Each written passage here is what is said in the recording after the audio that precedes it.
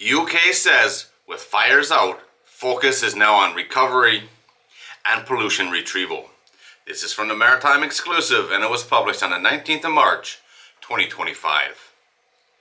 HM Coast Guard reports that the response to the collision between the container ship Seadog and the tanker Stena Immaculate is being downgraded as it moves to a recovery phase. No longer classified as a major incident, the focus is on salvage, while concerns continue to raise about the pollution being discovered along the shoreline. After more than a week, HM Coast Guard reports the fires on board the Seadog have been extinguished. Salvers are now accessing all parts of the vessel, which remains held in position on a tow line. Salvage teams had already been able to inspect the Stena Immaculate, which remains at anchor. Aerial surveillance flights continue to monitor both vessels and the retrieval operation. The organization is urging individuals to report sightings of debris, while saying HM Coast Guard will however continue to support the salvage and multi-agency retrieval operations while keeping the overall situation under review. Wildlife organizations, however, are raising concerns, saying it is a race against time to stop the spreading pollution from the incident. The first sightings of what are now being determined as nurdles or plastic pellets was reported on Sunday, March the 16th. And now, according to the Royal Society for Protection of Birds, they have been found washing ashore along miles and miles of Norfolk coast, including on our nature reserve. Saying it is deeply concerned, the charity reports that the plastic pollution is currently mostly in the tide lines, but it fears it will spread inland. It highlights the nurdles, pellets the size of lentils, pose a significant risk to seabirds, which can mistake them for food.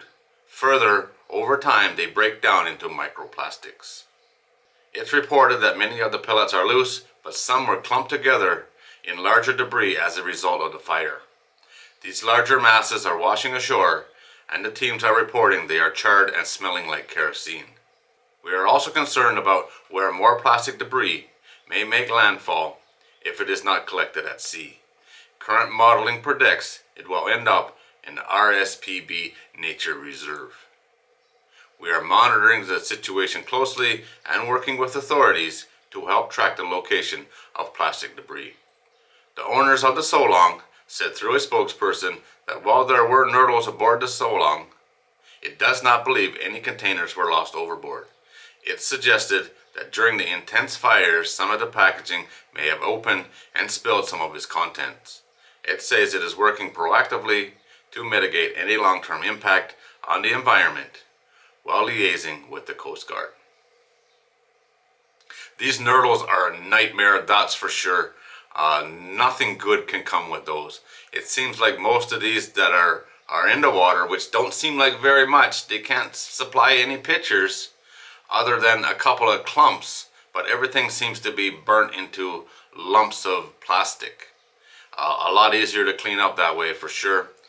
No containers are missing, so there can't be that many in the water. You wouldn't think so anyway.